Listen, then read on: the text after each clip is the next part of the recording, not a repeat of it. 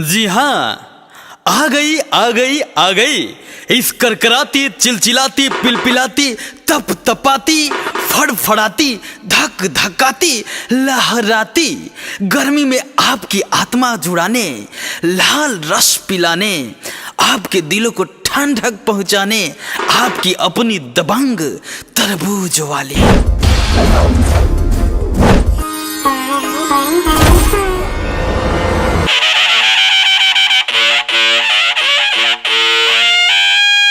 जी हाँ, लड़का हो या जवान, बूढ़ा हो या सयान, सबको चखाऊंगी एक समान, क्योंकि आ गई हूँ लेकर तरबूजे की दुकान। हाँ तो ऑफर है। क्या क्या क्या क्या? छूना टोना और पकड़ना फ्री है। ओहो मैडम इधर आइए इधर आइए। हाँ बोलिए। मैडम आपका तरबूजा फिट है कि खाली ऐसे ही फेंक रही हैं?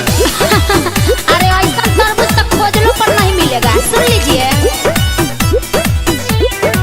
चाकू से काट के देखो पूरा बलाल है, भरल विटामिन बाटे हमें कमाल है। अरे सोचते क्या हो? चाकू से काट के देखो पूरा बलाल है, भरल विटामिन बाटे हमें कमाल है। ठेला पकड़ी ले हम बेअपार, हम बेअपार। हाँ तो आइए आइए, आपका ध्यान किधर है? तरबूजा वाली इधर है। आइए तरबूजा खाइए और मजा उठाइए। अरे मैडम ऐसा क्या खासियत है आपके तरबूजा में? देखो पहले सुनो, ढेर मत धुनो। हाँ तो सुनाइए ना। तो क्या देखो लाल बाटे पूरा रसदार, खेल लो ये बाबू तरबूजा हमार। तो क्या देखो लाल बाटे पूरा रसदार, खेल लो ये बाबू तरबूजा हमार। अरे मैडम खाली लाल है कि रस उस है इसमें? अरे रस तो इसमें इतना है कि मुंह में खाइएगा नाक में फेंक देगा। अरे मैडम कितना में देती है? हाँ तो सुन लीजिए। हाँ सुनाइए ना। 30 रुपया में आधा किलो, 60 रुपया में 1 किलो। बिक जाई तो फिर नहीं मिली, जिसको लेना है जल्दी ले लो। अरे ध्यान किधर है? तरबूज इधर है। आप तरबूज से कौन सुंदर हैं? 30 रुपया में आधा किलो, 60 रुपया में 1 किलो। बिक जाई तो फिर नहीं मिली, जिसको लेना है आके मिलो।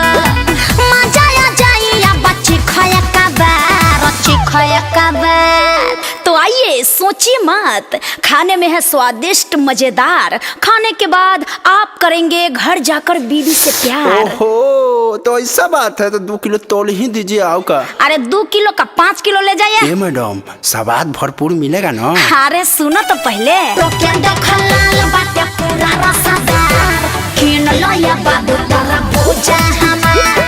तो क्या देखो लाल बाटे पूरा रसदार, खेल लो ये बाबू तरबूजा हमार। जी हाँ, तो सबसे सस्ता सबसे अच्छा, जिसको खाए बूढ़ा जवान बच्चा, तो एक बार खाओगे बार बार आओगे।